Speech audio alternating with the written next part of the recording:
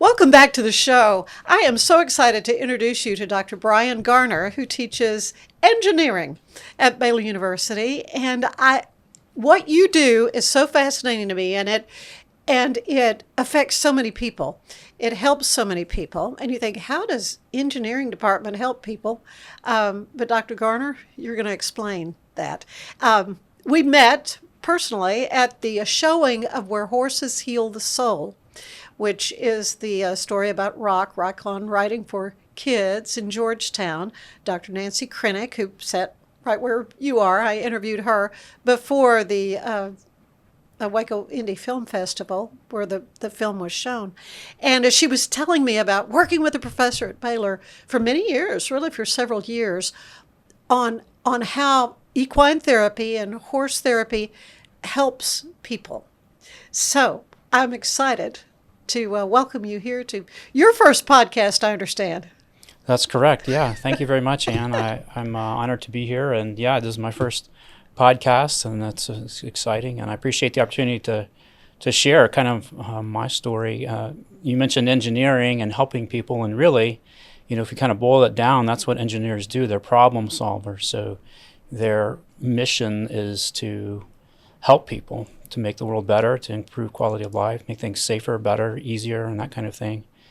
And so in 2002, I had the opportunity to come to Baylor, and it was a God-given opportunity that opened up to be in what at the time was just the engineering department. Well, and Baylor hadn't always had an engineering department. How old is that department now? Well, when I came, I believe it was about 10 years old. So relatively new. There was engineering and there was computer science. Mm-hmm. And yes, it might have been a little bit lower. I don't actually remember what year, but it was fairly new. And we had maybe 10 faculty in all of the engineering. And then over the years, we gradually grew. And at that time, in 2002, when I was hired, they had just adopted the vision of the day, which was the Vision 2012, the 10-year strategy, 10-year vision.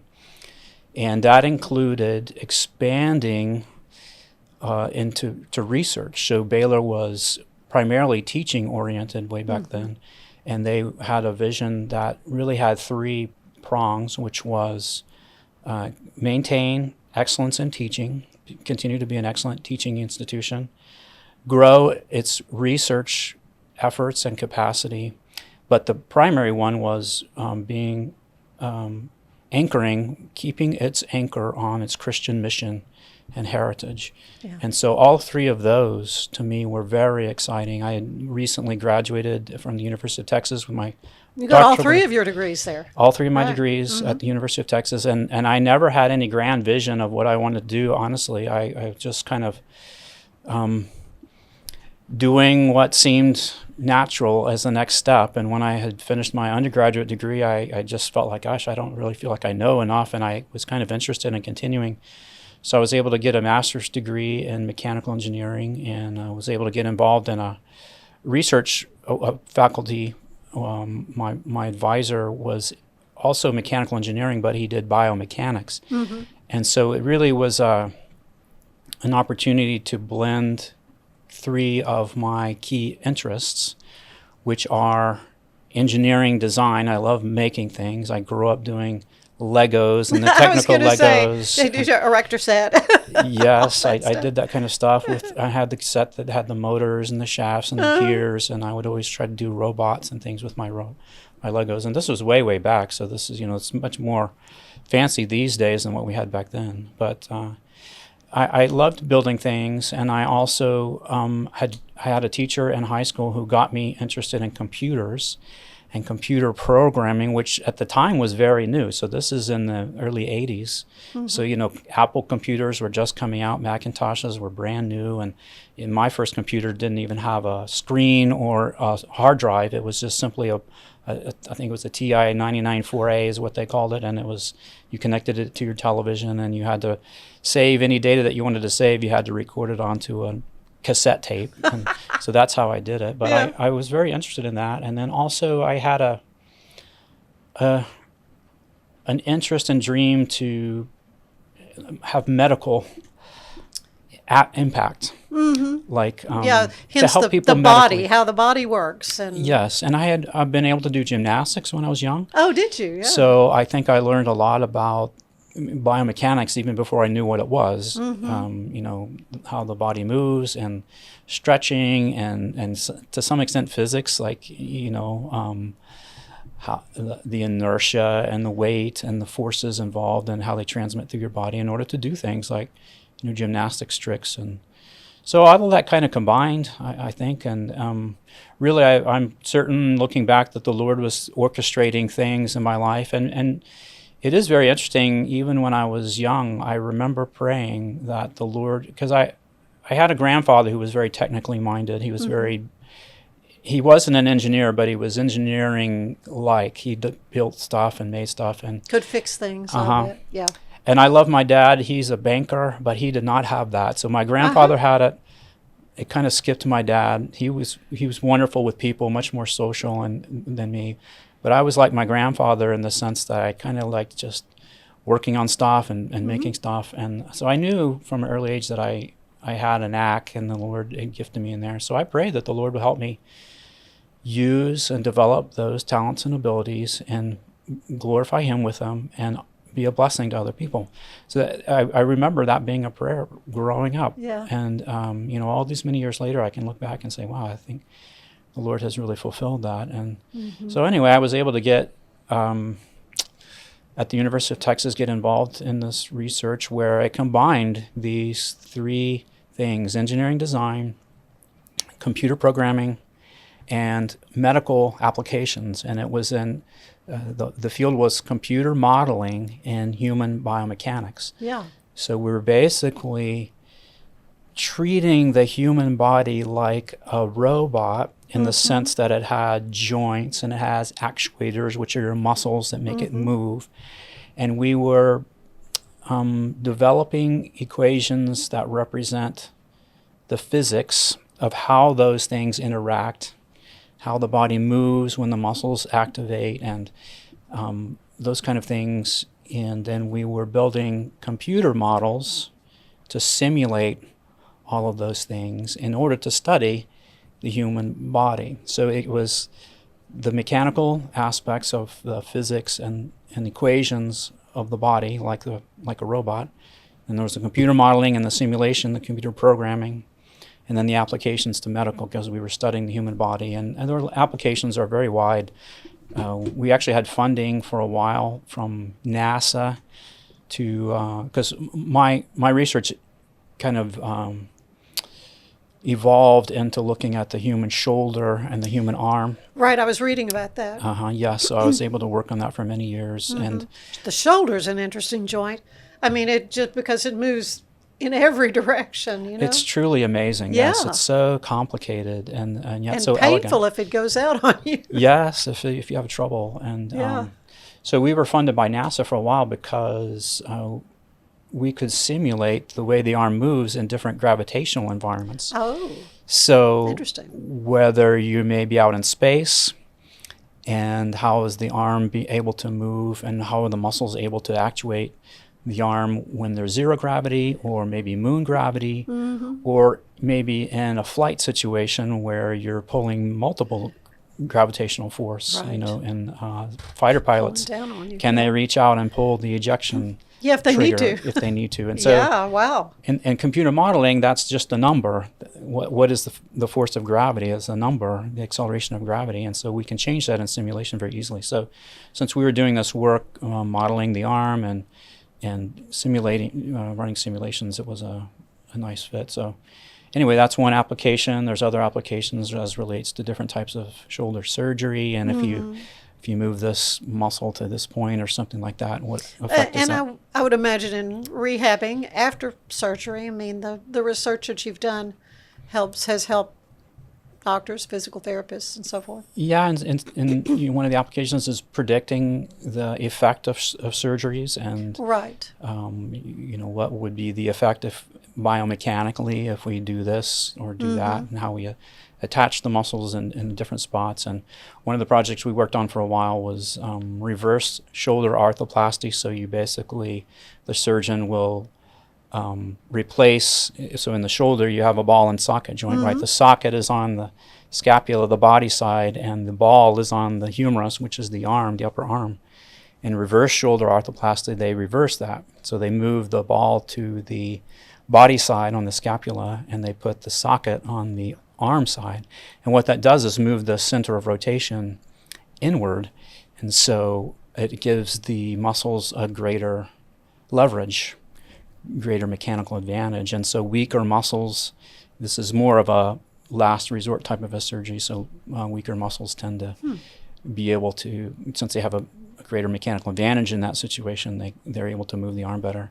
But there's other secondary effects, which are when you have a bigger mechanical advantage, it takes more displacement to produce the same movement of the arm, and so there's a trade-off. There's always kind of trade-offs. So anyway, we were able to study that kind of thing with the computer modeling. So there's just a lot of different ways that the computer modeling can help address questions that can be difficult to experimentally measure. So we can do in simulation, when you're talking about the human body, trying to measure what's going on inside, that's invasive and can be painful and can affect the system. If you're putting sensors and will it inside, help? I mean, bottom line. yes. Is it even going to help you? So. And you've got a lot of patents, I understand. Yes, so very interesting. So it's kind of moved into inventing things. Yes. And then inventing things that can be manufactured and then sold. So you're kind of doing the whole thing. Yeah, so it's very interesting. So through that biomechanics work, when I came to Baylor, I was continuing to do some of that work in computer modeling, doing some experimentation to measure some things and use that as ways to validate our models. And then we had the opportunity, in fact, Dr. Walter Bradley from A&M had come to Baylor a little bit after me, or right about the same time. He certainly had a big impact on me when I was in those younger years, and he sadly just recently passed away, but his son Stephen Bradley is still here at Baylor. But anyway, through Dr. Bradley and a couple of the young faculty, we were able to get some funding through Curves, the exercise program for Gary women. Havens. Yeah, Gary Havens. He had his headquarters here, and so he was interested in studying the biomechanics of his exercise machines. Right. And so we worked for several years evaluating the machines that they have, which at the time they had 13 different machines and all different kind of exercises. Yeah, it was a rotation that the ladies would do, yeah. That's right. They would do stations. So they would work on this machine, then we'd get off and do 30 seconds of a jog in place, and then go on the next machine. So they had a circuit of 13 machines, and they may have more now, but he was interested in looking at the effectiveness of those machines and whether we might be able to improve them. So my role in the project, there was a number of faculty involved, and it was very exciting. We had a lot of students involved too. And but yeah, we were looking at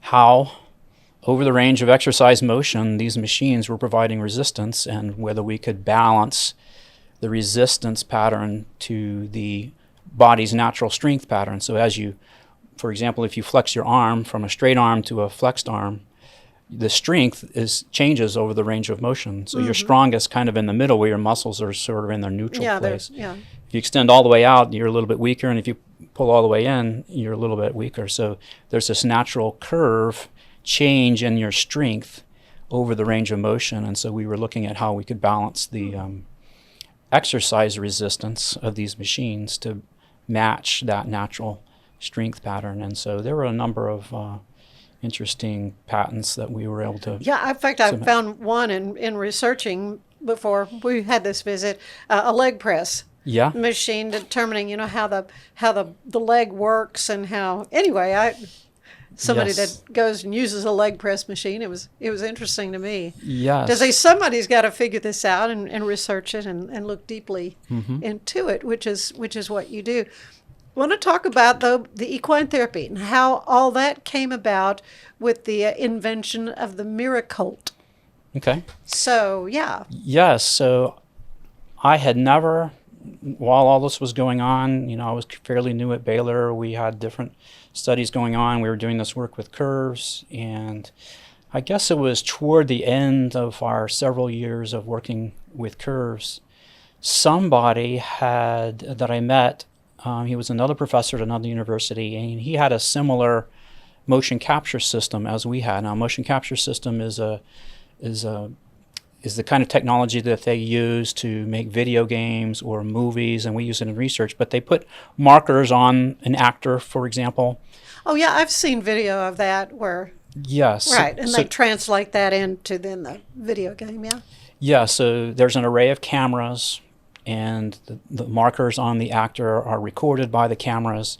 And by having multiple cameras, the three-dimensional location of the markers can be triangulated so that you get an XYZ trajectory of the marker over time. And that gets fed into the computer, and you can do things with it like animations. Mm-hmm. Or you can do research, like studying, okay, how is the motion actually happening? What are the angles? What's the timing? What's the phase? And all that kind of stuff.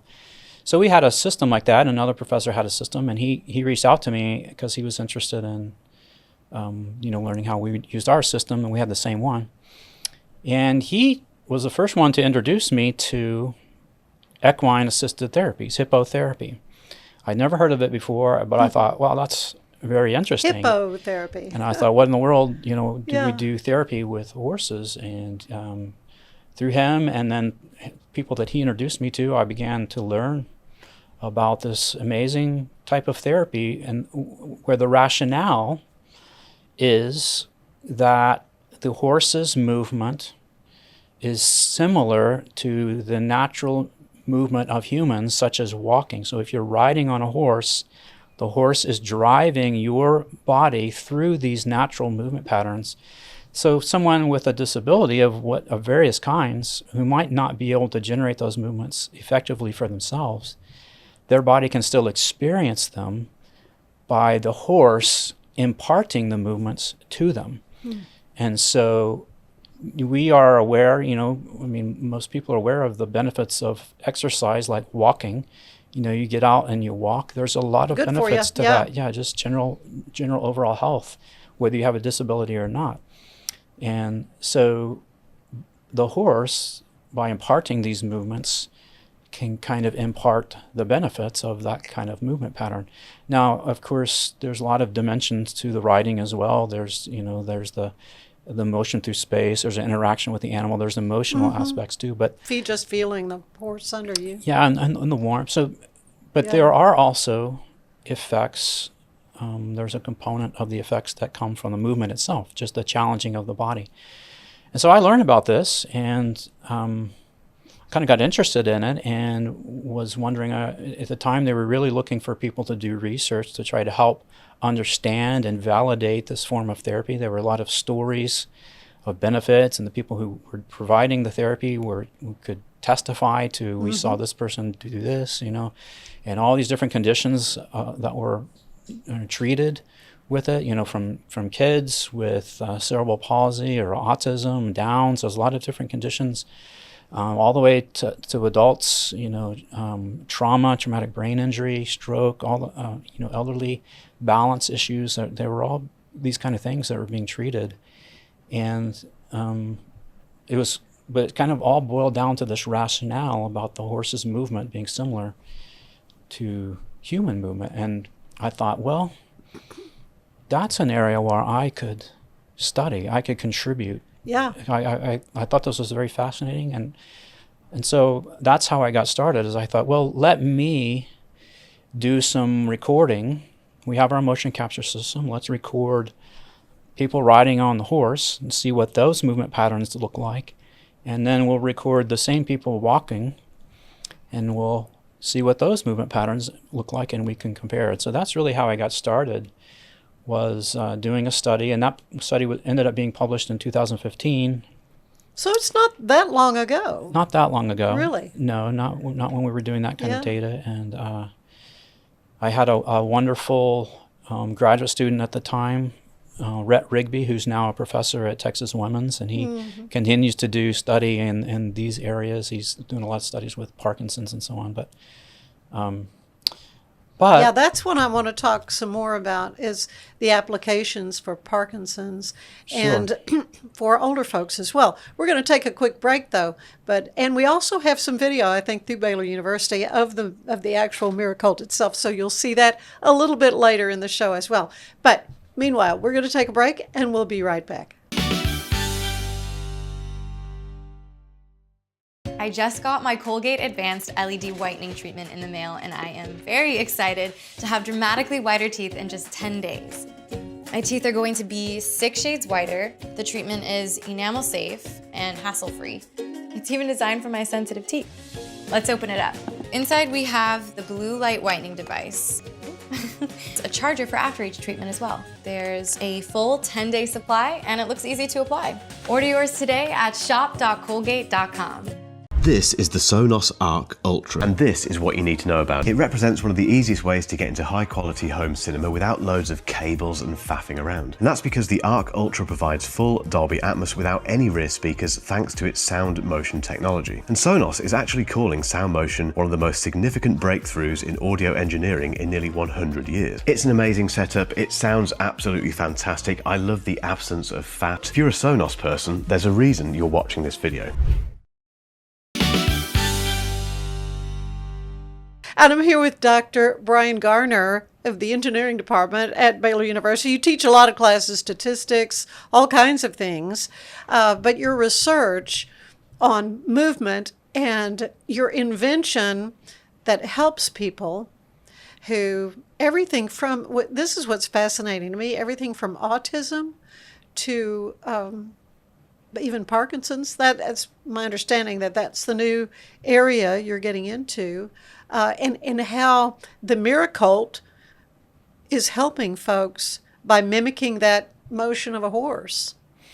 yes, so to continue my story from before, I had gotten involved in this research looking at the movement patterns of the horse, people riding on a horse compared to those of people walking, and saw some very amazing similarities. But as I was learning about the benefits of this type of therapy, it kind of, I really believe the Lord seeded the whole thing.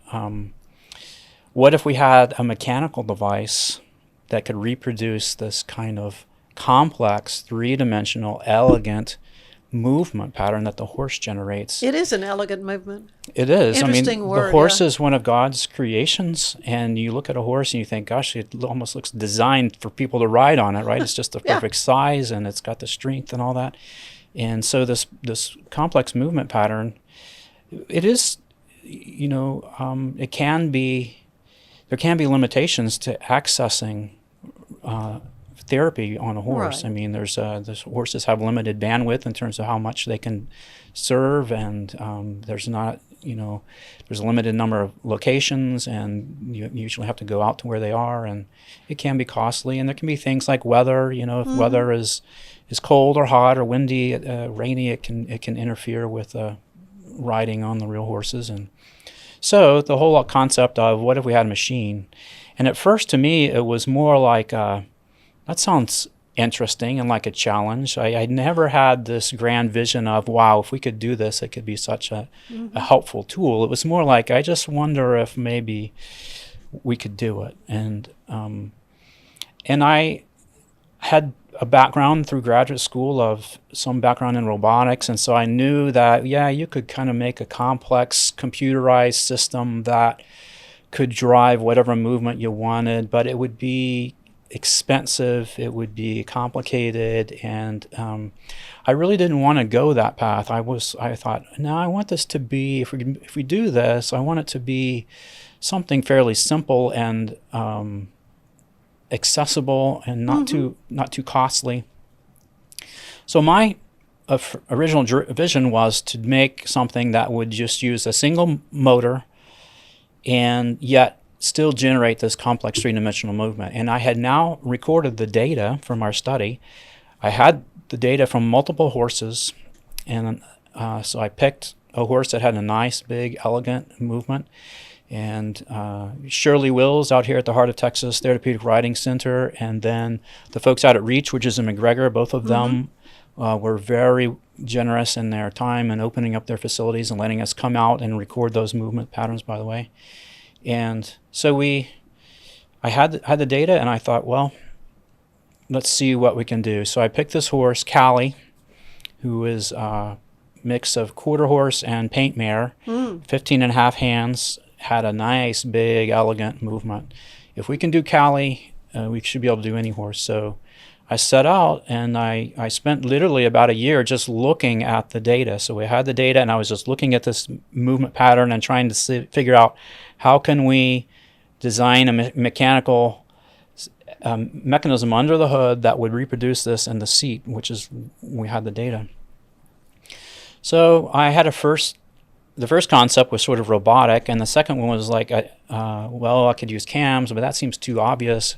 Then I had a third concept, which was using what's called a spherical four-bar, which is kind of like a grasshopper oil derrick. You know, it's a four-bar. It kind of does like this, and I said if we could do multiple of those, we could generate this. And so my first effort was using that approach, and it worked beautifully on the computer and the simulation, but in practice it really was not very good. So I went back, second attempt, I went back to the cams, which is basically discs that have a certain shape. It's almost like a player piano.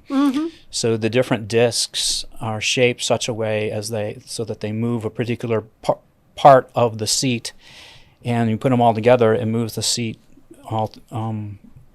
through this complex cycle. And lo and behold, my second effort worked pretty well.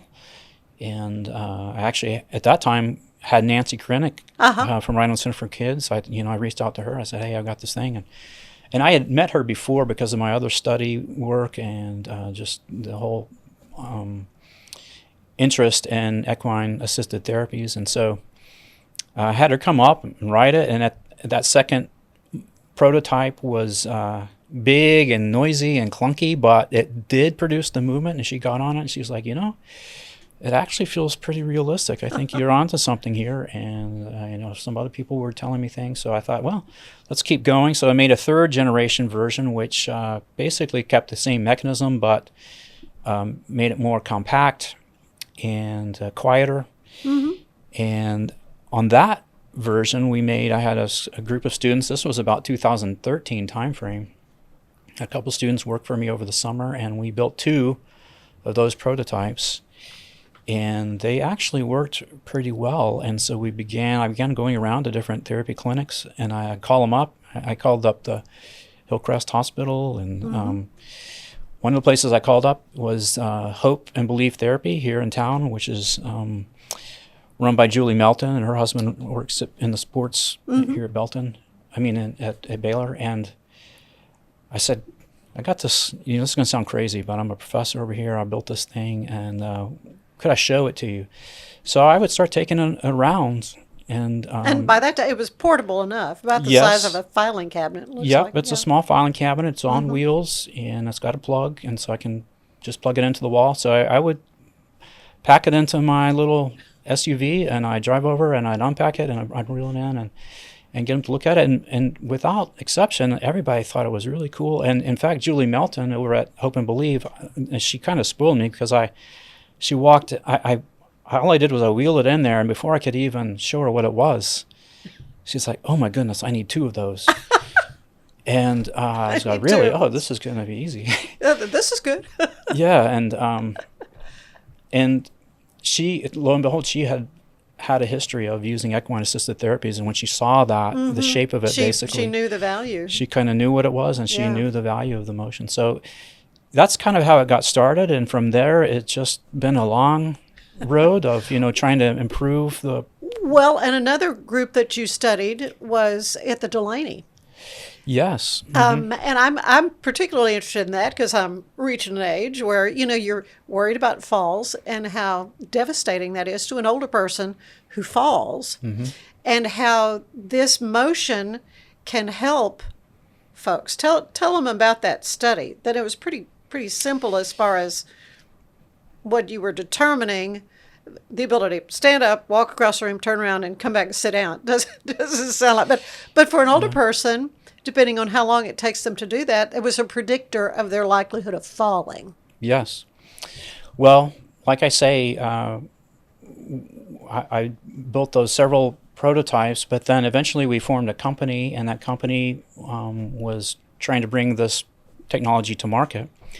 And it's a little bit of a God story, because one day I was driving from my house and coming to the office, and one of the routes that I take takes me right by the Delaney. Mm-hmm. Right there overlooking the And lake. I just had this, I think from the Lord, this impression like, hey, you need to go in there. And I was like, oh, why? And he said, just go in there. So I pulled over, and I thought, well, what am I going to say? And so I went in there, and I thought, well, I guess just asked to look around. So I asked him if I could look around, and I did. I went in there and saw their workout room. They have a therapy room, and I was just trying to be very, invisible.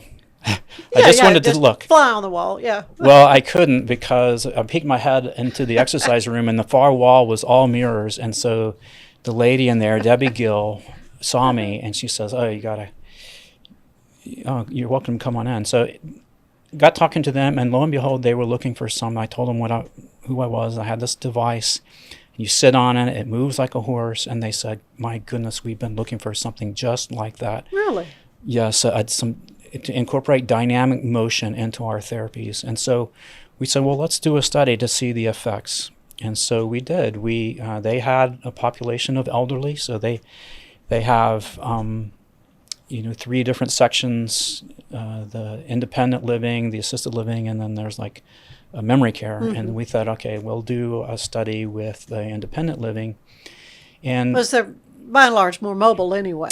Yes. And they want to keep that mobility. Yes. As long as they can. And riding on the horse and riding on the Miracle, it challenges your balance, because you're sitting on it, and the movement, it's moving. You really have to try it to appreciate it, but you get on there and it really does move your body, and so your body has to respond. The motion is getting imparted into your body, and your body has to respond. So it uses muscles. It kind of ends up kicking you out of your ruts. So when you have movements that you do, you're getting to pick your preferred way of doing things, and so you might favor this direction or that direction. Right. And so some muscles might get overused, and balancing muscles might get underused. Well, when the motion is imparted to you, you don't get to choose. It just respond. kind of forces you. Yeah, you have to respond. And so right.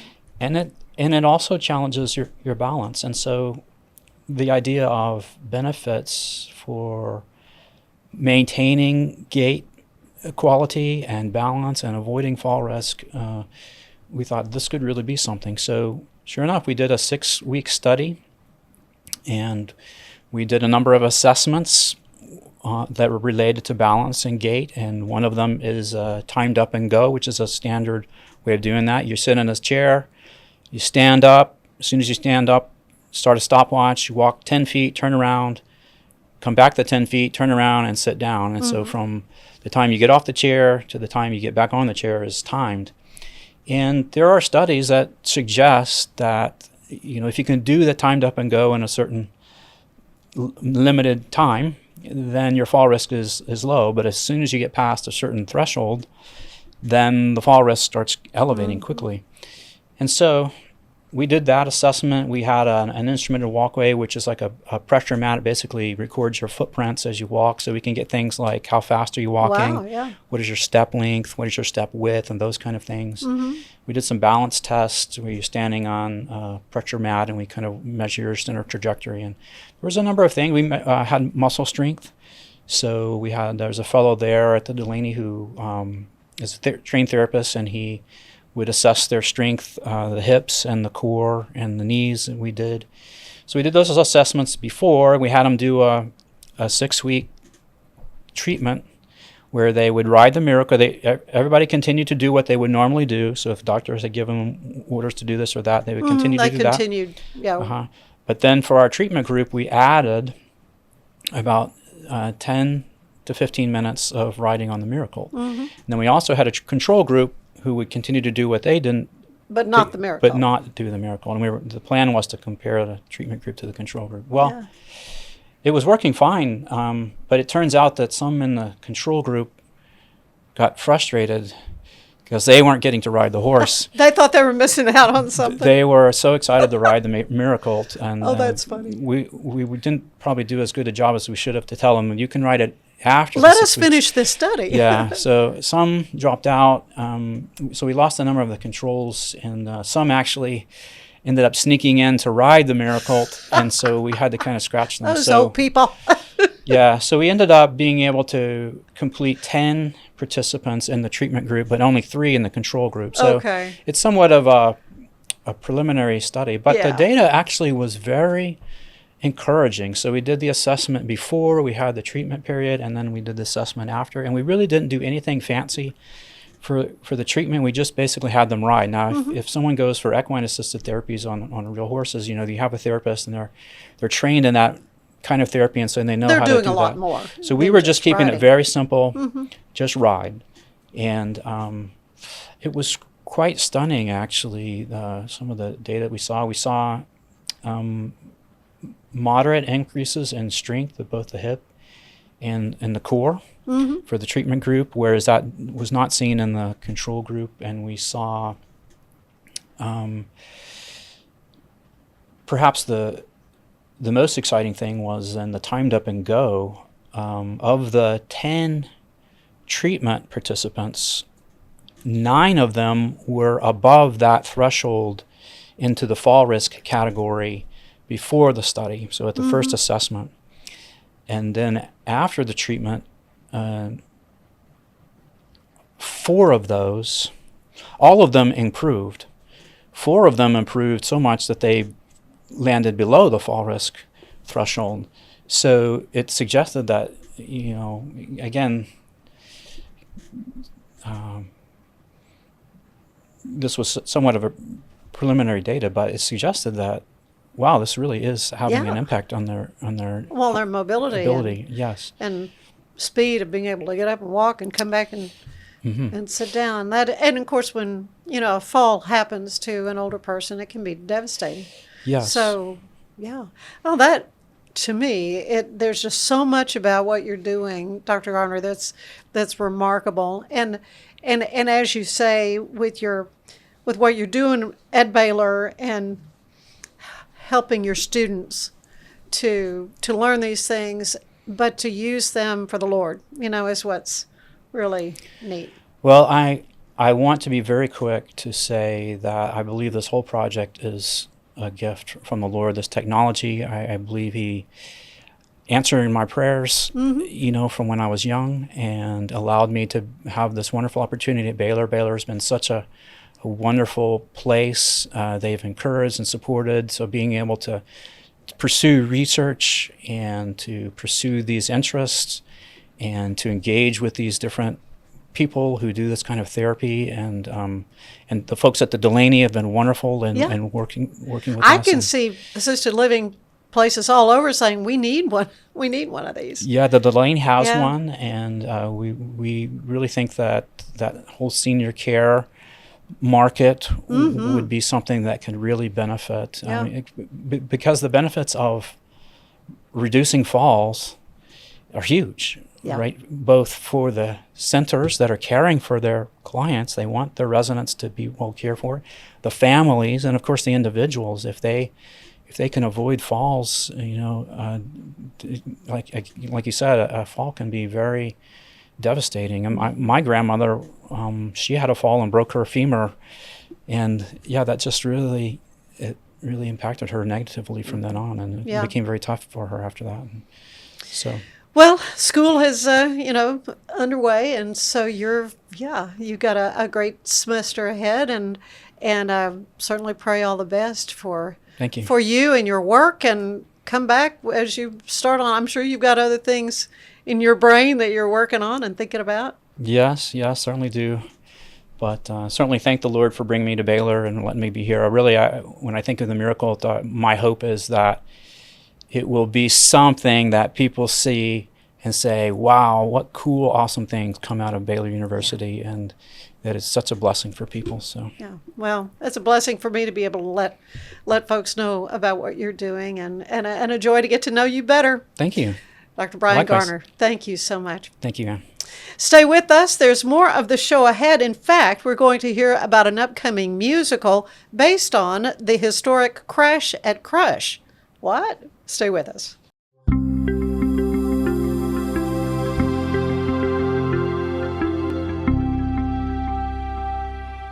Another area of my research, another project that's been ongoing for quite a while, is looking at medical devices, therapy devices for individuals with various types of disability.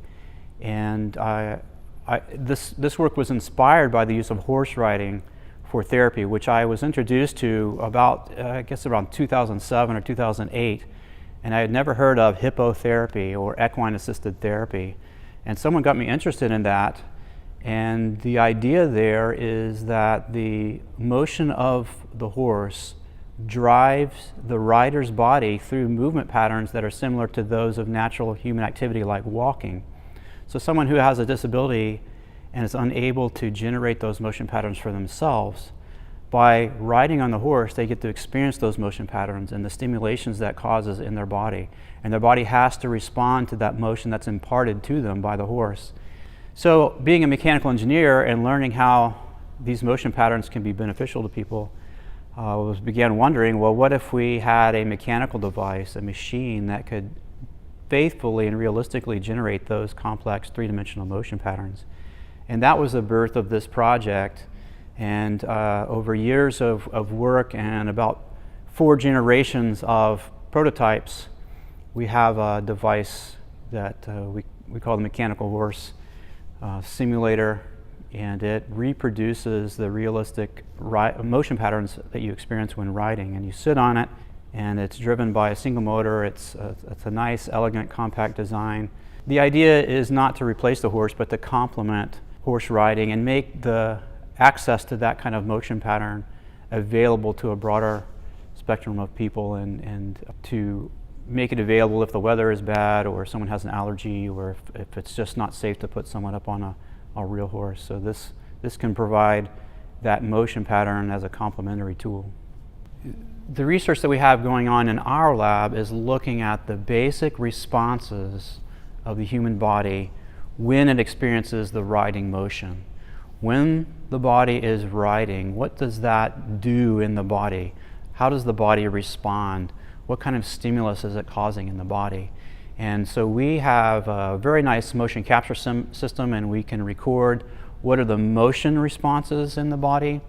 We have a very nice system that measures the muscle stimulations, an EMG, wireless EMG system. So we can monitor specific muscles, left and right side, and see how are those muscles responding. Muscles in the core, muscles along the back, muscles in the shoulder, muscles in the legs and upper thighs, in the neck.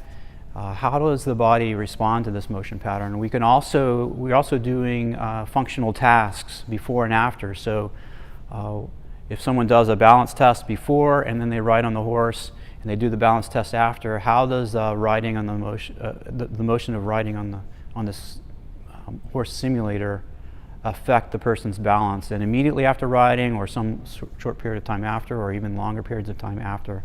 So we have that kind of ongoing research in our own lab here at the Brick.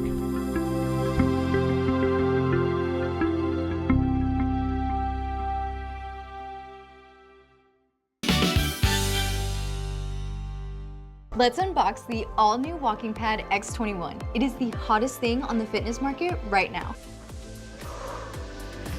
Whew. I like it. I like it a lot. Well done, Walking Pad.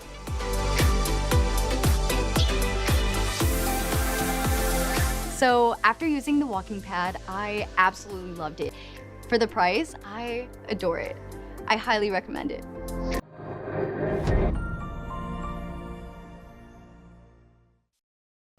Stay with us. Elizabeth Riley has your Act Locally news. Don't go away. The 4-burner, side sear burner with Clearview glass stainless steel grill from Monument Grills. Made of tempered glass, which is strong, insulated, and allows you to check your grilling without lifting the lid. Our porcelain-coated cast iron cooking grids offer a large cooking surface of 513.3 square inches, primary cooking area, with even heat cooking. The Monument grills include LED control knobs and are easy to light with pilotless electronic ignition. Better grilling, better value, Monument Grills.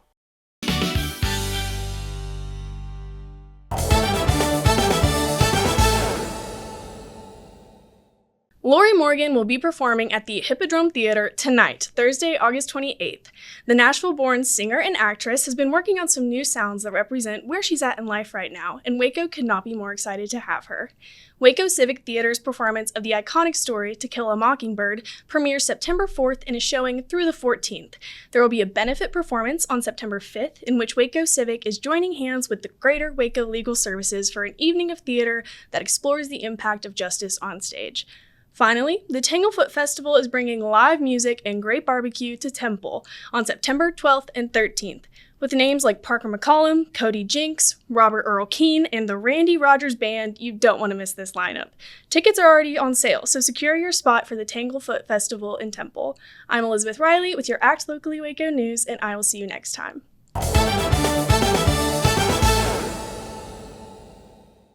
Welcome back to the show. The Crash at Crush. If you don't know what this is about, you need to know what this is about. You would never have guessed, though, that someone would turn it into a musical comedy. But here we are. Oh, yes. 2025. That's what you get. And I am so happy to welcome to the show Erik Swanson, who's the Executive Director of Historic Waco Foundation, and our wonderful Helen Howell-Graves, Executive Director of the Taylor Museum. And you guys have teamed up for a show. Let's have a show. We're having back-to-back performances of a musical comedy about the Crash at Crush on September 19th and 20th this year. And this will be at the Lee Lockwood, right? Yes, Yes. correct. So, that's a wonderful venue to have something in the theater. Yes, Right, exactly. not downstairs. Yes. Yeah. In the theater, because parking is great. I mean, it's just easy to get in. So this is a musical comedy by a group called Texas Comedies about this publicity stunt that happened in 1896. So, Mr. Historian, I'm going to have you give everybody the elevator pitch on what the Crash and Crush was all about, just outside of the city of West. Yeah, so essentially it's exactly what you described it. It was a publicity stunt gone wrong or right, depending on certain points of view, because it sold about 40,000 tickets. So 40,000 people descended on essentially this made-up town of Crush, Texas. William Crush was the man. He worked It was named after the guy who came up with a brilliant idea. William Crush. Exactly, yeah. And he worked at the Katy Railroad.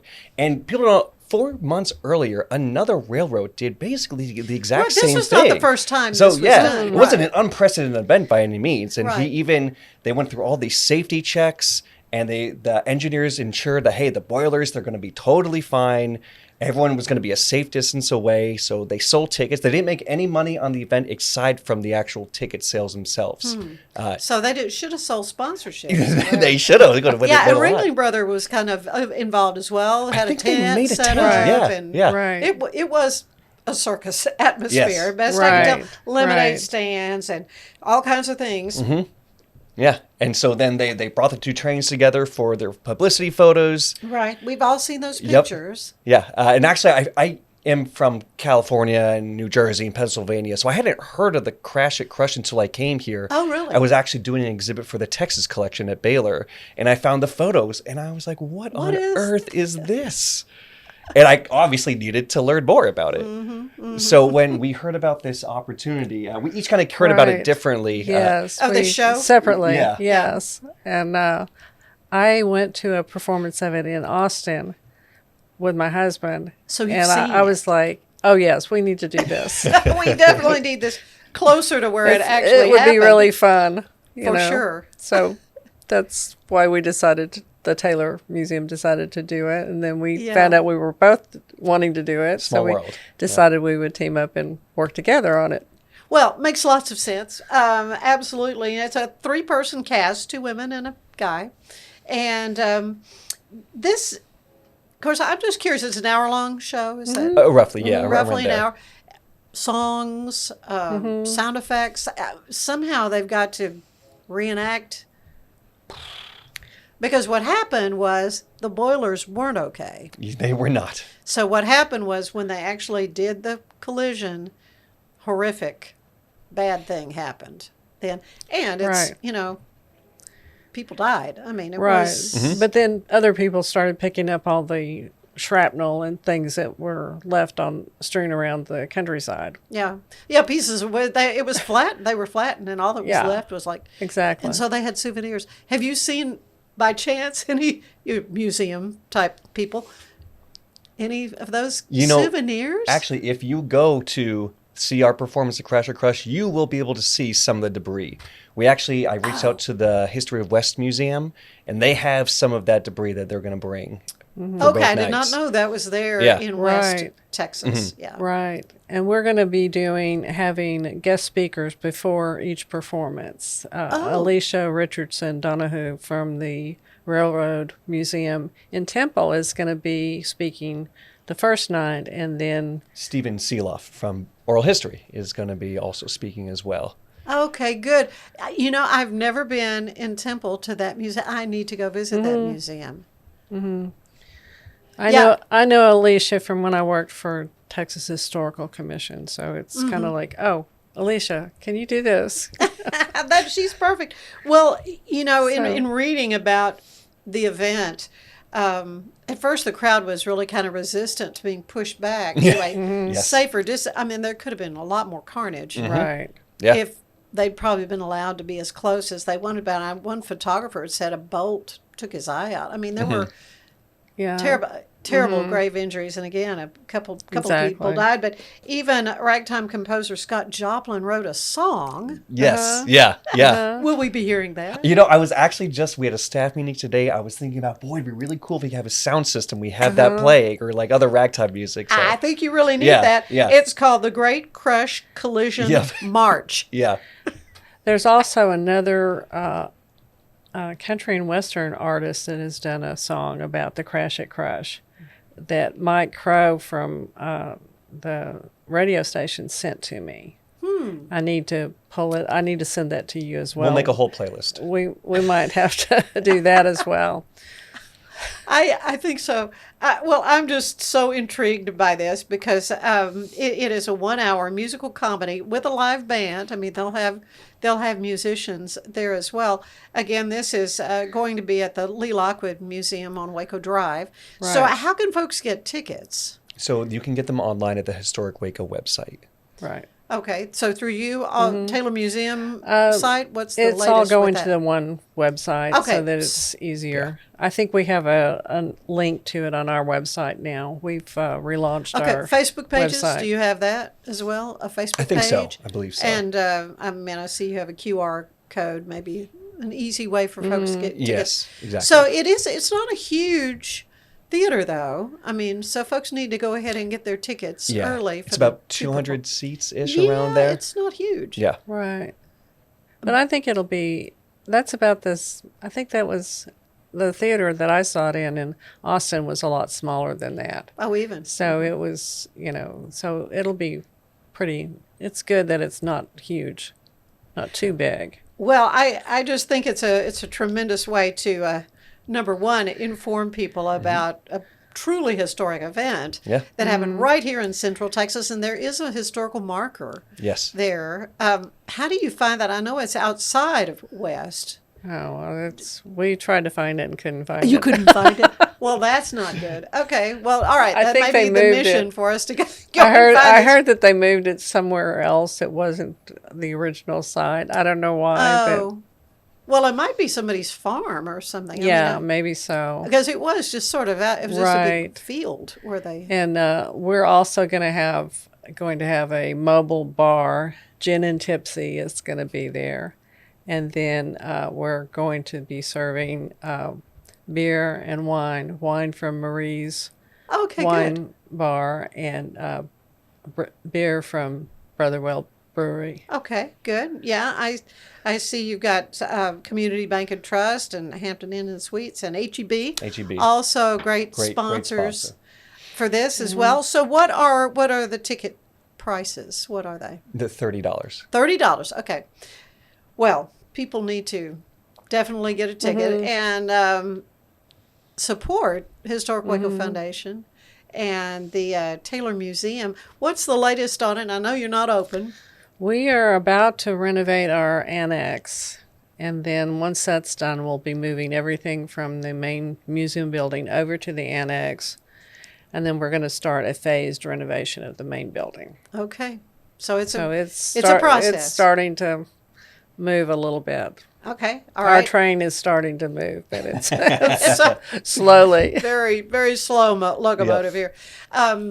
Latest with HWF, what's going on with you guys? So we're about to enter a very busy season. So September, obviously we have Crash or Crush, very excited about. And then October, we have a brand new murder mystery that we're doing. Our last one was all about Bonnie and Clyde. Oh. And this one is the Cotton King's Demise. And it's going to be set at Earl Harrison and talk about Thomas Harrison. And he's hosting a birthday party, and maybe something nefarious is going to happen. Something bad will happen. Oh. Okay, well, you're going to have to come back. Yeah, absolutely. Tell us about that as we course. get closer to that. Very good. Well, this is great. The Crash at Crush, though. I mean, talk about an iconic event in Central Texas history. I mean, Waco. I mean, it's considered a part of Waco history. It's so Right. close. It happened Exactly. so close, and it was just such a bizarre thing. The guy that Mr. Crush, he was immediately fired Yes. from MKT. Yes. and then he was rehired. Also, yes. Yeah. He was yes. rehired. Yeah. Oh, yes. Because apparently there wasn't a lot of bad press about it. Right. Who knew? Yeah. How could there not be Yeah. bad press about it? But It Anyway, was, and it was a spectacle. it was a spectacle, that's for sure. And he ended up with a 60-year career with MKT. For sure. Interesting story. Yes. Yeah. Wonderful Oh, story. yes. So yeah, musical comedy, The Crash at Crush. I can't wait. It's going to be lots of fun. Again, this is going to be September 19th and 20th. So yeah, go to Historic Waco Foundation or to their Facebook page and get your tickets. Yes. Well, thank you so much for Thank having you. us. Thank you, Thank Eric. you. Thank you. Thank you, Helen, so much. Thank It's you good to so see much. Yeah. All right. Stay with us. We've got more of the show ahead.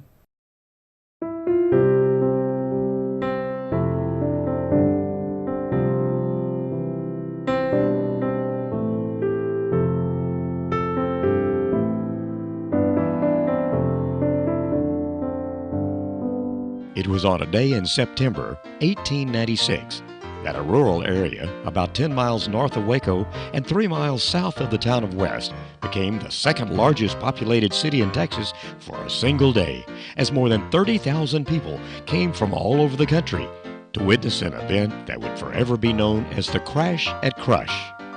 The temporary city of Crush was named for the MKT Railroad passenger agent William George Crush, who came up with a promotional idea to take two old locomotives and send them speeding toward one another, staging a huge crash.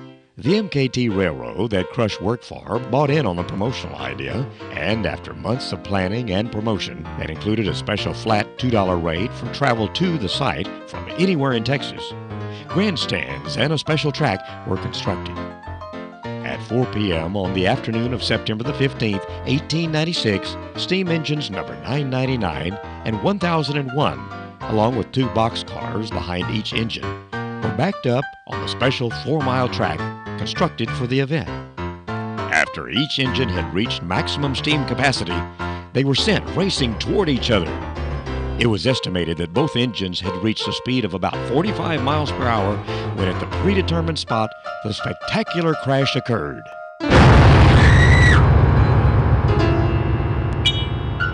Contrary to railroad mechanics' predictions, the steam boilers exploded on impact, propelling metal bolts, pieces of scrap iron, and debris into the crowd, who were hundreds of yards away.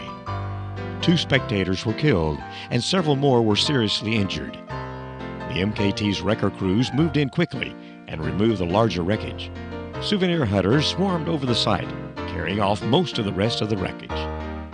All that's left of the Crash of Crush is a few old newspaper accounts, a few photographs, a song written by Scott Joplin, and this historic marker to commemorate the Crash at Crush. Thanks for being with us. Join me tomorrow when the delightful Terry Ann Kelly tells us about students standing strong. You have a great day. Bye-bye.